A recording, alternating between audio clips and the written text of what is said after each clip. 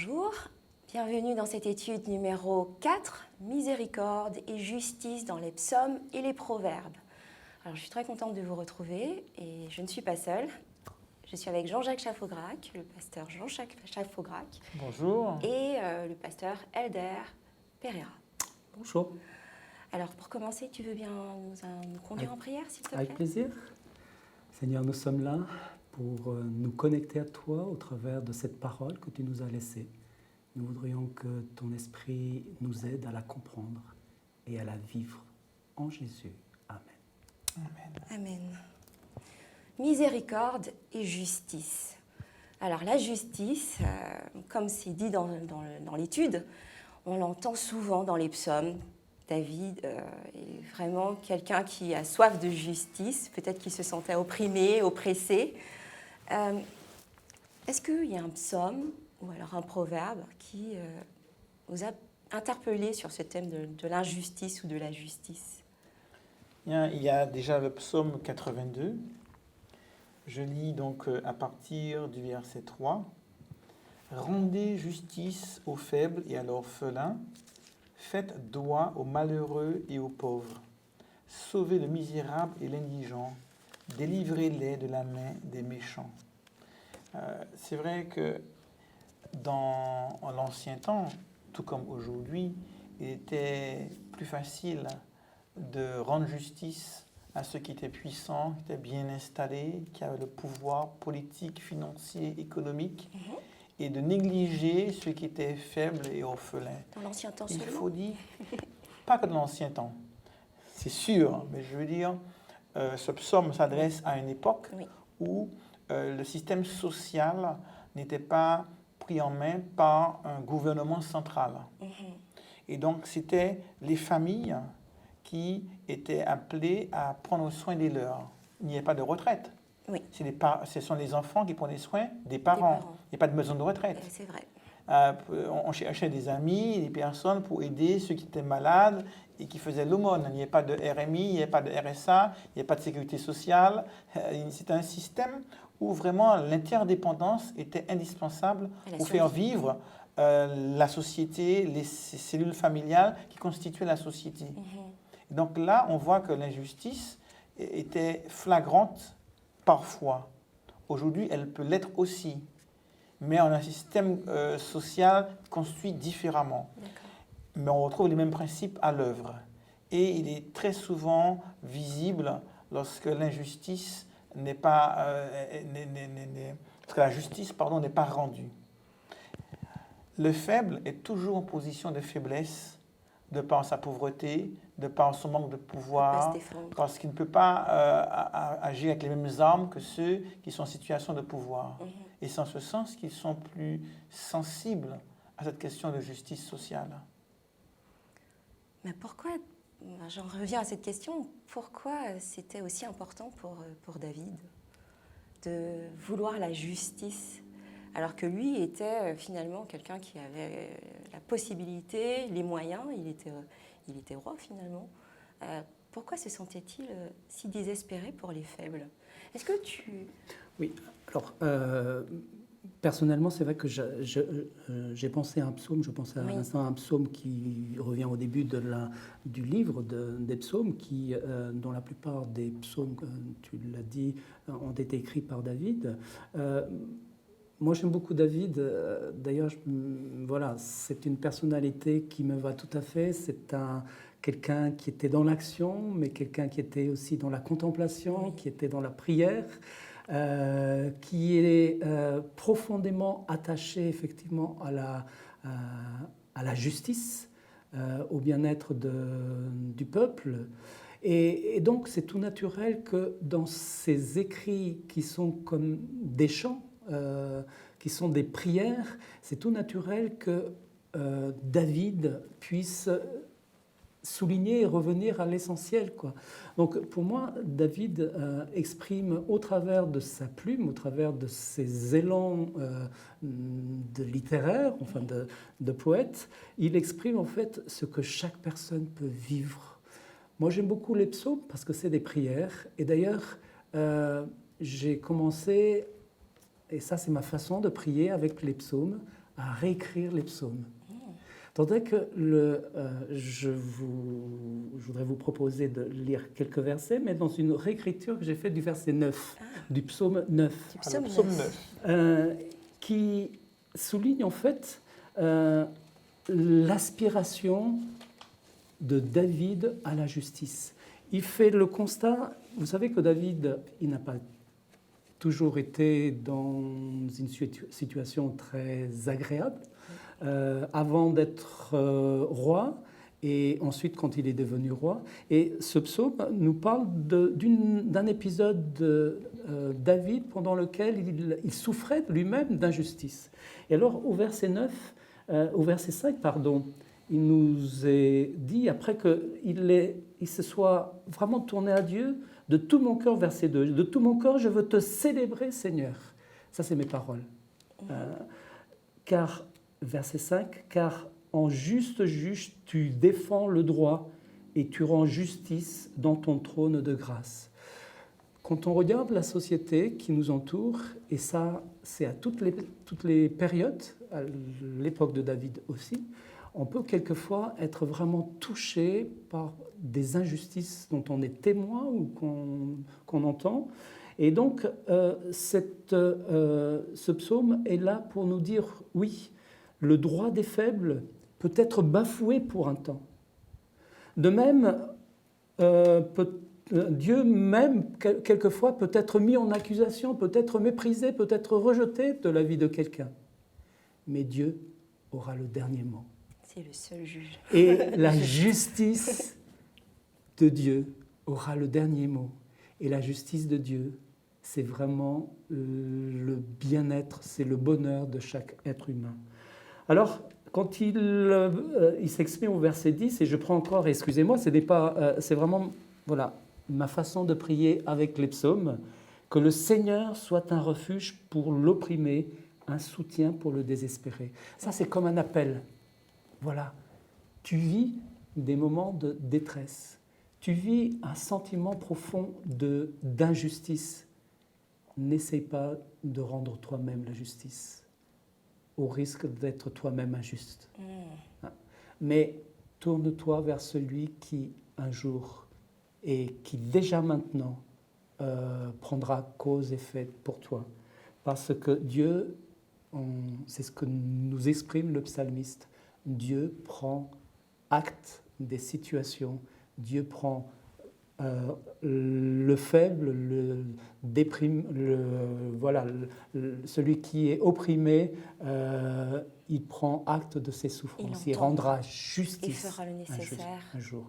Oui. Alors, c'est vrai que, quelques grands penseurs de notre monde diront, voilà, l'injustice est maintenue par quelquefois la foi qui reporte à la vie ultérieure la justice. Non, je crois qu'aujourd'hui encore, Dieu peut rendre justice parce que d'une façon ou d'une autre, le mal se retournera toujours contre celui qui l'a fait.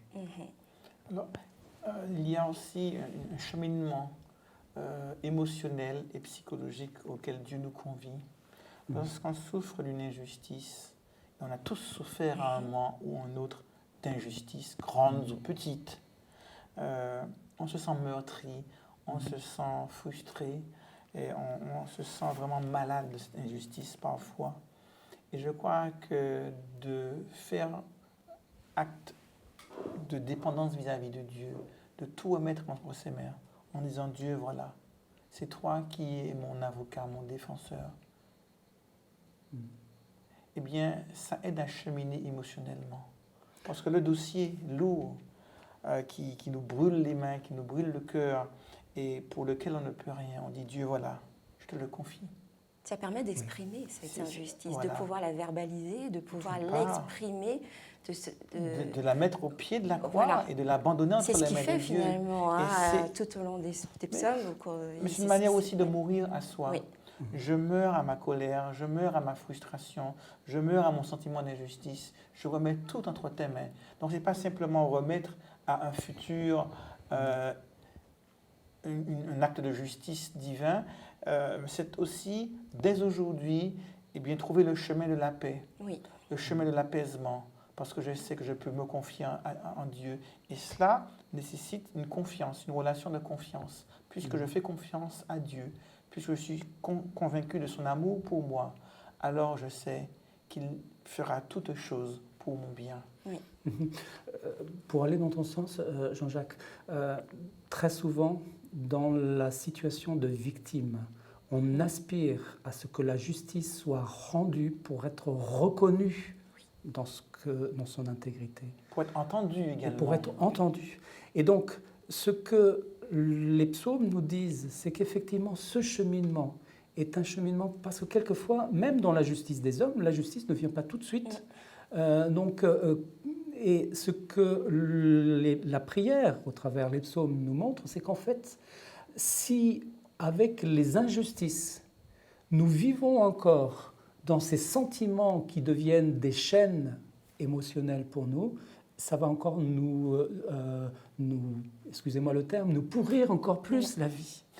Alors que la volonté de Dieu, c'est effectivement de nous aider. Oui, il ne mésestime pas les injustices qui sont faites et qui nous sont faites, ou que quelquefois nous-mêmes nous faisons. Hein?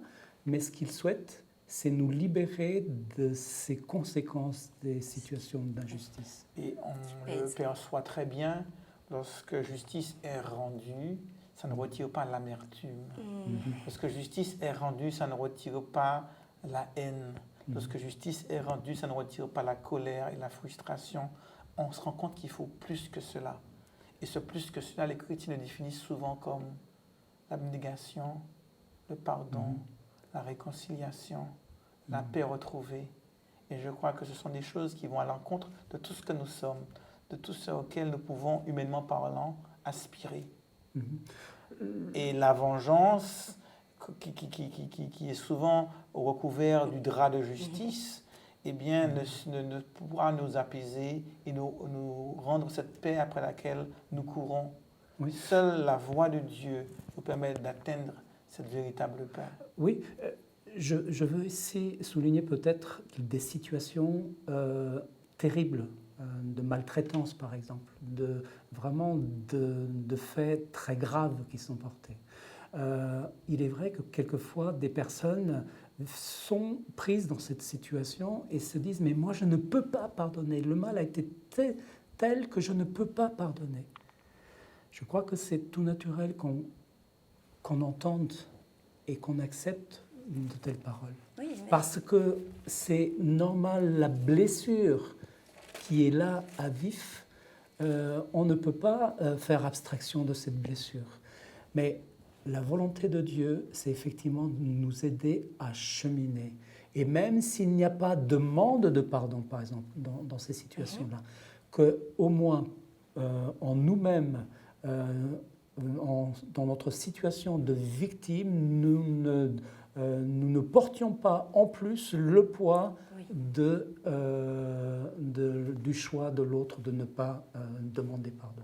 Donc voilà, nous sommes ici vraiment dans une démarche intérieure, une démarche de prière, une démarche d'authenticité, une démarche aussi de reconnaissance de ce que sont nos sentiments. Et nous le voyons dans les psaumes, dans des psaumes parfois très sereins, très profonds, nous trouvons d'un seul coup la colère. Pourquoi ? Parce que précisément, Dieu accepte aussi la colère. Dieu veut nous aider à cheminer au travers de tous ces sentiments, de toutes ces émotions qui parfois nous blessent profondément. Et pour ceux qui sont à l'origine, qui provoquent des blessures, qui provoquent, nous aider aussi à prendre conscience de ce que nos actes peuvent faire chez l'autre. Nous sommes constamment confrontés en tant qu'êtres humains à l'exercice du pardon. Et ce n'est pas facile. Dieu nous dit vis-à-vis de lui, si vous confessez vos péchés, il est fidèle et juste pour les pardonner. Donc il y a une condition au pardon. Cette condition, c'est la confession. Je reconnais mon péché et je voudrais donc me repentir de ce péché. Et j'exprime ma demande de pardon à Dieu qui me pardonne. On voit dans Luc au chapitre 17 et au verset 3 un cheminement similaire par rapport aux hommes. Si ton frère a péché, reprends-le. S'il se repent, pardonne-lui. S'il a péché contre toi 7 fois dans un jour, que 7 fois il revienne à toi disant « Je me repens », tu lui pardonneras. Donc on voit aussi un pardon qui fonctionne comme celui vis-à-vis de Dieu. Un pardon conditionnel. S'il a péché et s'il se repent, alors il y a réconciliation. Quand je donne, quand j'accorde ma grâce, par donner, le verbe donner, eh bien c'est parce que l'autre reçoit ce don. Maintenant, il y a une transaction. Je tends ma main pour donner et l'autre tend sa main pour recevoir. Et lorsque je tends ma main pour saisir celle de Dieu, il y a une transaction, il y a la paix, il y a la réconciliation. Vis-à-vis de l'autre, c'est pareil. La question se pose lorsque en face, il n'y a pas repentance. En face, il n'y a pas reconnaissance du tort qui a été fait. En face, il n'y a pas de demande de pardon. Qu'est-ce que je fais ? J'ai beau dire, tiens, mais mon pardon ne peut pas être reçu si l'autre ne tend pas sa main pour recevoir ce pardon. Et Paul a été dans cette situation. Que dit-il ? On voit dans 2 Timothée au chapitre 4, il dit, donc en s'adressant à Timothée, le verset 14, « Alexandre le forgeron m'a fait beaucoup de mal. » Paul a souffert même de frères et sœurs qui lui ont fait du mal. Et quelle est sa recommandation ? Il poursuit en disant au verset 14, toujours, « Le Seigneur lui rendra selon ses œuvres. Garde-toi aussi de lui. » Autrement dit, j'ai un dossier brûlé entre les mains. J'ai souffert d'une injustice. L'autre m'a fait du mal, m'a blessé. Il ne le reconnaît même pas. Il ne demande pas pardon. Si je continue à dire du haut de ma justice, il a tort, j'ai raison. Et donc lui, c'est le méchant que je retiens contre lui, de la rancœur. Je vais développer en moi un sentiment qui va me ronger de l'intérieur, qui va me pourrir l'existence et qui va me rendre profondément malheureux. Et je vais être doublement victime. Victime de l'autre qui m'a fait du mal et victime de cette rancœur qu'il a suscité en moi et qui me ronge de l'intérieur et qui me rend malheureux. C'est ce que j'aime. Alors, avec... Paul dit, voilà, ce dossier, je ne veux pas le garder. Je le remets entre les mains de Dieu. C'est ce que j'aime avec les psaumes. Et tu moi, t'en occupes. Je me rends compte que finalement, David a fait quelque chose d'assez extraordinaire, c'est qu'il exprime, il exprime concrètement ce qu'il ressent. Et malheureusement, dans nos communautés, parfois, on empêche de s'exprimer ces sentiments de colère, d'injustice, de malheur, parce que finalement, on n'en a pas le droit. Et finalement, les psaumes, tous les psaumes sont une façon de dire. Là, tu exprimes quelque chose d'important et ça rejoint en fait aussi toute la notion communautaire, sociale de la justice. Oui. On a beaucoup parlé de la question interindividuelle. La notion de justice au niveau communautaire et au niveau social aussi, c'est aussi un élément très important. Mais comment exercer ? On peut se poser la question, comment influencer, par exemple, en tant que chrétien, des législateurs pour des lois plus justes, dans certains cas ? Effectivement. Parce que dans toute démocratie, même si on n'a pas trouvé mieux que la démocratie, il peut y avoir aussi des lois injustes. Comment pouvoir souligner et apporter une contribution pour des lois ? Ça, c'est aussi une interpellation personnelle. Comment pouvoir vivre effectivement la notion de justice au niveau communautaire ? Je crois qu'effectivement, il y a aussi des étapes. Je ne crois pas qu'on puisse tout faire simplement dans le fait de pouvoir exprimer les choses. La Bible prend des grades pour pouvoir s'exprimer. Tu vois ton frère, va et arrange-toi avec lui. C'est-à-dire que la notion d'une cassure relationnelle, pour se relier, ça se passe en premier lieu avec la personne. Oui. Personne à personne. Et la Bible nous enseigne d'autres étapes. Ça signifie que pour essayer d'arriver à la restauration de liens, de la restauration d'une justice, il faut aussi qu'il y ait une démarche qui soit juste. Le fait de pouvoir s'exprimer tout fort comme ça à tout bond de champ, je ne sais pas si c'est la meilleure Je pense solution. que les psaumes Voilà. étaient déjà comme un journal intime pour... Exactement. Le psaume, c'est la prière. Voilà, c'est une prière, et la c'est prière, son expression vis-à-vis voilà. à Dieu de son La sentiment. prière personnelle n'est pas forcément la même que la prière communautaire. On est d'accord. Oui. D'accord. Il faut être prudent. Voilà. Donc, quelquefois, si on veut arriver à des résultats de restauration de liens, il faut aussi prendre des procédures qui soient justes dans la façon de pouvoir les vivre. Après, la question, c'est sur quels critères vais-je définir la justice? Aussi. Ce qui est justice et qui est juste pour moi ne l'est pas forcément pour un autre, ou ce qui est juste à mon niveau n'est pas juste forcément à un autre niveau. Et c'est la raison. Tu parlais de politique, tu parlais de loi, tu parlais de décision. On prend une décision qui paraîtra injuste pour une catégorie professionnelle et qui, à l'échelle nationale, peut paraître juste. Et donc, c'est la raison pour laquelle ce n'est pas toujours évident de définir ce qui est juste ou pas. Finalement, il faut s'en remettre à Dieu, tout simplement. Oui. C'est lui qui saura nous mettre le curseur au bon endroit, non? Alors, c'est vrai que ça nous ramène à notre petitesse. Ça nous ramène au fait que nous sommes dans un raisonnement parfois subjectif, personnel. L'interprétation. Nous sommes parfois dans une vision des choses qui est propre à notre contexte social ou socioculturel et qu'il y a 1000 ans, on parlerait autrement. Il faut prendre un exemple très simple pour pouvoir un petit peu choquer les uns les autres. Il y a 2000 ans de cela, à l'époque de Jésus, un homme avait droit de vie et de mort sur son enfant. Et s'il décidait de le tuer, c'était naturel. On estimait à cette époque qu'il était juste pour un homme d'avoir droit de vie et de mort sur son enfant. On estimait à l'époque que la femme était un sous-homme et qu'elle devait obéir et elle était sous tutelle permanente de son père puis de son mari et à défaut d'avoir un mari qui serait peut-être décédé, de son fils aîné. On estimait à l'époque qu'on pouvait tuer un esclave parce que c'était une propriété, comme un bien meuble. Alors, Donc, aujourd'hui, à partir de là, on voit bien que ce qui nous paraissait juste, aujourd'hui, nous paraît mais complètement injuste, inacceptable. Oui, mais et donc, on voit bien qu'il y a une évolution. En conclusion, Heureusement même, que nous avons des principes qui nous sont donnés. Oui. Parce qu'effectivement, si notre curseur devait être un simple curseur humain et culturel, on n'en finirait pas. Et la parole de Dieu nous donne des principes. Et ce qui est extraordinaire, c'est que les principes qui étaient valables au début de l'histoire de l'humanité restent encore valables aujourd'hui. Quand Dieu pose la question à Caïn, « Mais qu'as-tu fait de ton frère ?» Quel est le principe qui surgit de là? C'est que nous avons une responsabilité à l'égard de notre frère. Et ce principe-là, on peut le retrouver, je dirais, à toutes les périodes. Qu'est-ce que j'ai aujourd'hui comme devoir à l'égard de celui qui est sans abri? Qu'est-ce que j'ai comme devoir à l'égard de celui qui cherche un refuge, qui est en fuite parce que dans son pays, eh bien, il n'y a pas possibilité de sécurité? Qu'est-ce que j'ai comme devoir pour respecter un ordre établi pour le bien de tous? Voilà. Donc ça, c'est des principes qui sont là. Donc le curseur, où chercher le curseur? Dans notre relation à Dieu, dans la prière. C'est pour ça que les psaumes sont avant tout des prières.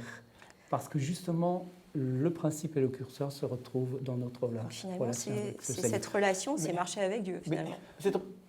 C'est ça. Mais cette relative justice est d'autant plus problématique dans les relations interpersonnelles.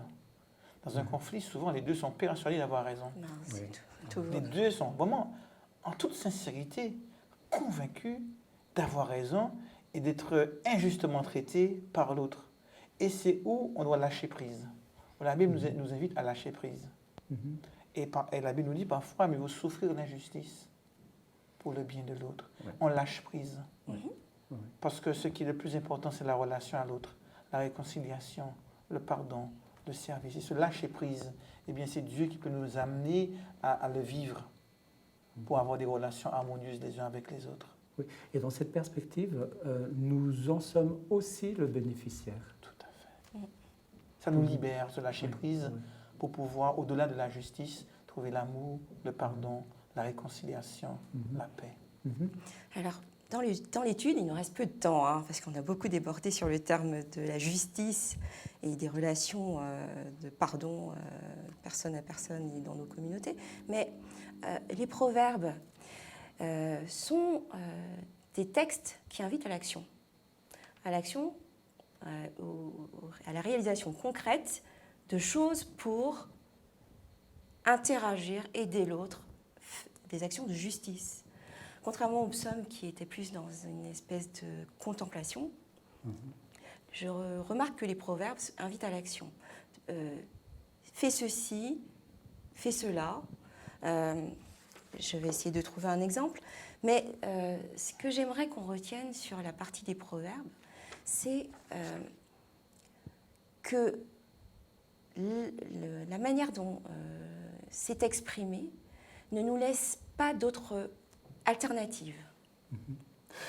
Je crois que l'alternative, c'est d'abord de réfléchir. Oui. Et les proverbes nous invitent d'abord à la réflexion. Oui. Moi, j'aime beaucoup ce proverbe, proverbe 14. Le salut est dans le grand nombre de conseillers. Réfléchir, c'est d'abord écouter l'autre. Se forger une sagesse, je dirais, avec les conseils les uns des autres. Et ensuite, agir avec la conviction qui nous est donnée par la sagesse. Alors, tu as raison quand tu dis que les proverbes nous invitent à l'action. Oui, mais l'action, la bonne action, doit aussi être une bonne réflexion. Une bonne réflexion, donc c'est la bonne motivation, Oui. La bonne motivation à l'action. C'est revenir sur ce qui nous semblait évident, oui. Le réfléchir, le motiver pour la bonne raison, trouver la bonne justice à l'action. Oui. C'est comme ça que je l'interprète. Hein. Oui, les proverbes sont effectivement un recueil de nombreux conseils, mais à la différence de n'importe quel conseil, c'est que ces proverbes, nous les considérons comme des conseils de Dieu, qui nous aident effectivement à trouver une application à toutes les périodes. Oui. Il ne nous donne pas tout ce qu'il faut faire, il nous donne quelques principes clés. La manière de réfléchir, voilà. la manière de raisonner pour être juste. Oui, pour réussir à apporter quelque chose qui puisse être juste autant que possible. Je crois que nous allons nous arrêter là. Merci beaucoup Jean-Jacques, merci beaucoup Elder. Et puis n'hésitez pas à continuer les débats chez vous. Et puis à la prochaine fois.